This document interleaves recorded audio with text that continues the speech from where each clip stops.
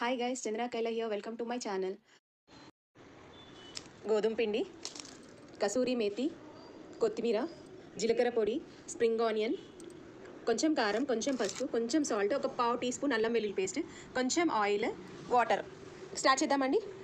ఇట్లా ఇవన్నీ దీంట్లో వేసేసుకొని ఫస్ట్ ఇవన్నీ మంచిగా మిక్స్ చేసుకోవాలండి. తర్వాత కొంచెం కొంచెం వాటర్ పోసుకొని ముద్దలాగా చేసుకోవాలి.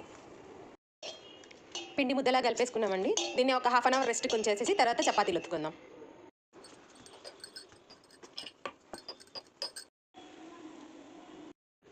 ఒక సైడ్ కాలిందండి, ఇంకో సైడ్ తిప్పుకున్నాము. ఇప్పుడు దీని మీద బట్టర్ తోటి కాల్చుకుందామండి. ఆయిల్ వేసుకునే వాళ్ళు వేసుకోవచ్చు, నేను లైట్గా వేసుకుంటున్నాను. ఆయిల్ ఎక్కువ తినే వాళ్ళు వేసుకుంటే ఇది మంచిగా ఇంకా పొంగి అవుతుందండి.